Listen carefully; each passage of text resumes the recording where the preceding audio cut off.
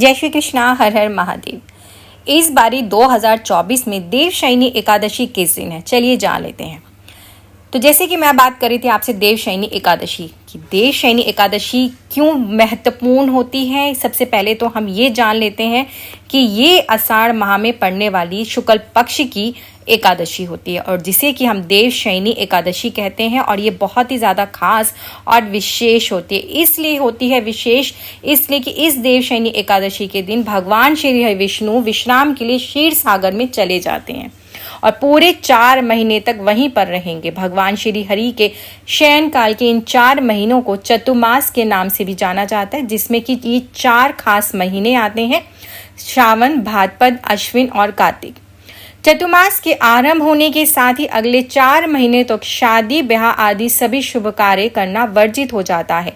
देवशयनी एकादशी का व्रत रखने और भगवान श्री हरि विष्णु के साथ माता लक्ष्मी की पूजा करने से जीवन में खुशहाली और सुख समृद्धि बनी रहती है।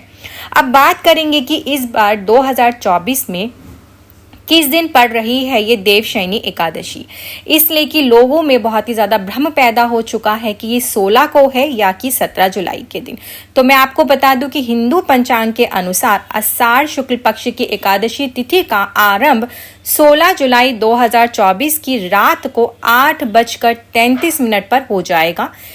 एकादशी तिथि का समापन 17 जुलाई को रात 9:02 पर होगा। मगर जो भी हम त्योहार या व्रत करते हैं वो उदय तिथि के अनुसार होता है। तो देवशयनी एकादशी का व्रत 17 जुलाई 2024 बुधवार को ही रखा जाएगा, इसलिए कि ये उदय तिथि से शुरू हो रहा है। अब बात करेंगे देवशयनी एकादशी व्रत का पारण कब किया जाए, इसलिए कि एकादशी में पारण का बहुत ही ज्यादा विशेष महत्व होता है।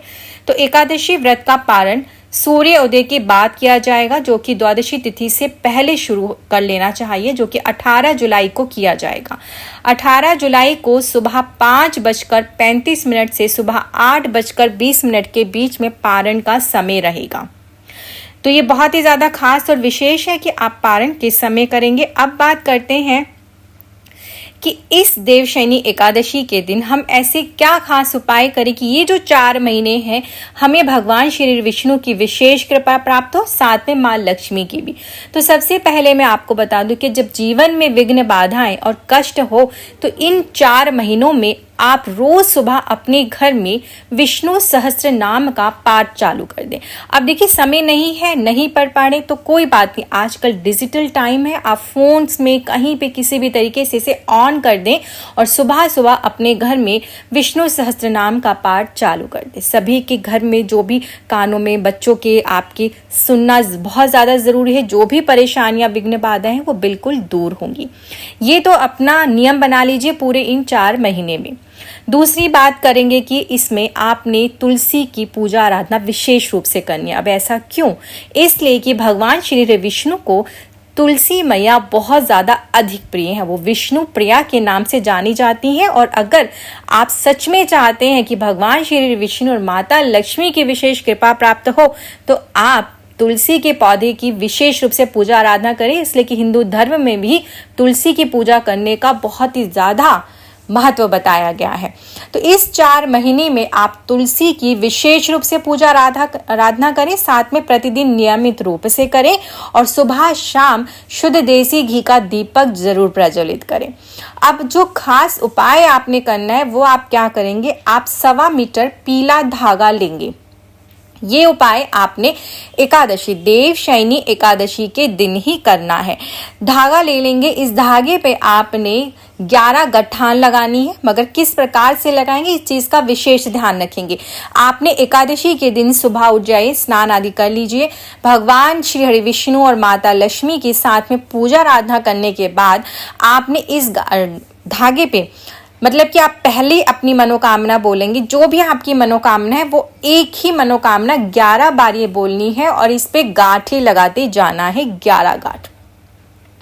इसके बाद इस धागे को ले जाकर आपने तुलसी की जड़ में बांध देना। आप देखिए 4 महीने के बाद जब देवउठनी एकादशी पड़ेगी तब आपका वह कार्य अवश्य ही पूर्ण हो जाएगा। आपकी वह मनोकामना, वह इच्छा जरूर पूरी होगी, चाहे वो विवाह को लेके हो या तो आपकी किसी कारोबार को लेके हो। कोई भी समस्या जिससे काफी लंबे समय से आप जूझ रहे हैं वो आपकी समस्या अवश्य ही दूर होगी। इस तरह से प्रार्थना करते हुए इस धागे को आपने तुलसी की जड़ में बांध देना है। अब दूसरा खास विशेष उपाय जो कि आज मैं आपके साथ शेयर कर रही हूँ वो आपने करना क्या है। आपने करना है, आप पहले से ही एकादशी के दिन देखिए तुलसी के पत्र नहीं तोड़े जाते हैं इसलिए कि और जल भी नहीं अर्पण किया जाता। आप सभी को पता होगा कि एकादशी का व्रत माँ तुलसी निराजली रखती है भगवान श्री विष्णु के लिए, तो इस दिन तुलसी के पत्र ना तोड़ें। तो आप पहले से ही पत्ते तोड़ के रख लें। अब आपने 11 पत्ते लेने हैं और 11 ही आपने मंजरी लेनी है। अब मंजरी क्या होती है, जो तुलसी के ऊपर फल से निकल जाते हैं उन्हें मंजरी बोला जाता है। आप इन मंजरी को ले लीजिए। और हाँ, एक चीज का भी ध्यान रखें, समय समय पर अपने तुलसी के पौधे की मंजरी जरूर काट दिया करें। अगर ये नहीं काटते तो वो उनके ऊपर भार माना जाता है और वही भार आपके जीवन में भी पड़ता है। जिस प्रकार की आप कर्ज के भार में डूबे रहते हैं, फंस जाते हैं, कहीं पैसा फंस जाता है, तो इस चीज का विशेष ध्यान रखें। अपने घर में तुलसी का पौधा हो तो उसकी मंजरी समय समय पर निकाल दिया करें।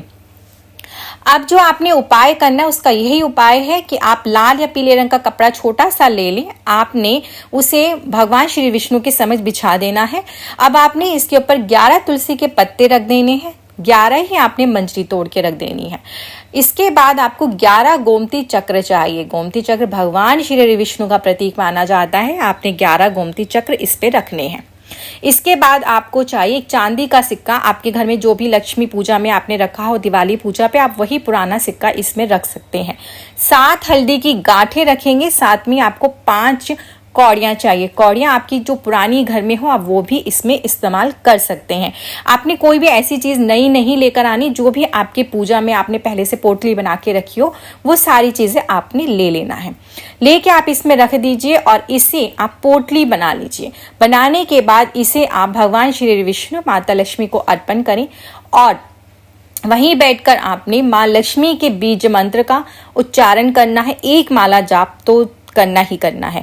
आपने एक माला जाप कर लिया, करने के बाद इस पोटली को उठाएं और अपने धन रखने के स्थान पे, जहां भी आप पैसा रखते हैं, कुछ भी रखते हैं, इसे रख दीजिए। कब तक रखना आपने? देव उठनी एकादशी तक इस पोटली को आपने रखा रहने देना है। इसलिए कि जब ये जो 4 महीने हैं, इन 4 महीने में आपके इस जगत के पालन करता जो भगवान श्री विष्णु योग निद्रा में चले जाएंगे, वो सोने चले जाएंगे। इस बीच में आपने पहले से इस पोटली को सिद्ध कर लेना है और अपने धन रखने के स्थान पे रख देना है, जिससे कि भगवान श्री विष्णु की, माता लक्ष्मी की कृपा दृष्टि आपके घर में बनी रहे। जो ये 4 महीने हैं, इन 4 महीने में आपके घर में बरकत बनी रहे, सुख समृद्धि बनी रहे, आपके धन के भंडार भरे रहें। इसलिए आप ये खास उपाय विशेष रूप से कर ले। इस तरह से इस पोटली को उठा के रखिए। अगर लगता है कि आपको अपने व्यापार स्थल पे रखना है तो आप वहां पर भी रख सकते हैं। तो ये देवशयनी एकादशी के दिन ये छोटा सा खास उपाय करें जो मैंने आपके साथ शेयर किया है, और करके देखें, आपके जीवन के समस्त कष्ट और परेशानी अवश्य ही दूर हो जाएंगी। वीडियो अच्छी लगे तो प्लीज ज्यादा से ज्यादा शेयर करें। जय श्री कृष्ण, हर हर महादेव।